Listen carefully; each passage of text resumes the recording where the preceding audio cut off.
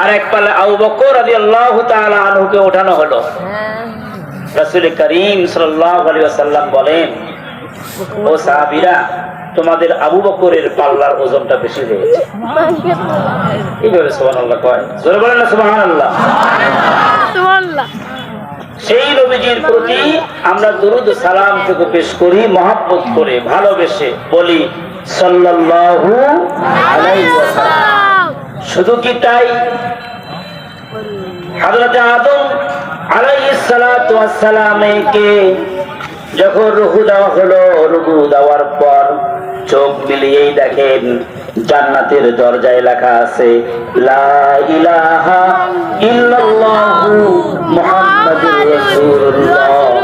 আল্লাহকে প্রশ্ন করছেন রব্বুল আলামিন, লা ইলাহা ইল্লাল্লাহ, এটা আমি বুঝলাম, আপনার নামের পাশে লেখা আছে মুহাম্মাদুর রাসূলুল্লাহ, এই নামটা আবার কে, ইনি আবার কে? প্রশ্ন করলেন। আল্লাহ পাক হযরত আদমকে বললেন, আদম, তুমি এই নামটা কোথায় কোথায় দেখেছো? রব্বুল আলামিন আরশের ছায়ায় লিখছে আমি দেখেছি, জান্নাতের গেটে আমি দেখেছি, জান্নাতে যখন আমি প্রবেশ করলাম জান্নাতের যতগুলো গাছ ছিল সমস্ত গাছের চামড়ায় চামড়ায় লেখা আছে লা ইলাহা ইল্লাল্লাহ মুহাম্মাদুর রাসূলুল্লাহ। বলেন না সুবহানাল্লাহ। আর জোরে বলেন সুবহানাল্লাহ। বুড়া মানুষের ঘরে মুখগুলো খোলা আর যুবকের ঘরে মুখগুলো বান্ধা।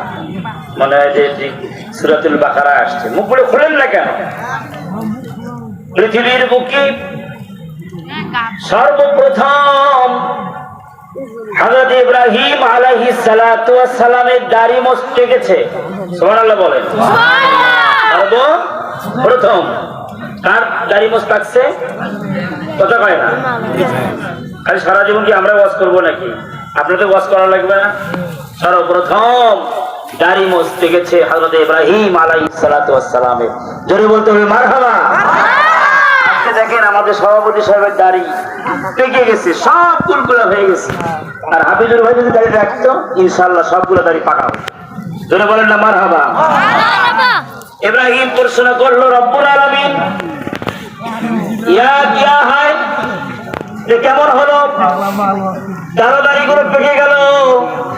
আল্লাহ রাব্বুল আলামিন হযরত ইব্রাহিম আলাইহিস সালাতু ওয়াস সালামকে বলছেন, ইব্রাহিম, এই দাড়ি পাকা, মুছ পাকা, চুল পাকা যার পাকবে আমি আল্লাহ তার সম্মান বাড়িয়ে দেই। ঠিক কিনা? সম্মান বাড়িয়ে দেয় না? আর চেহারাটাকে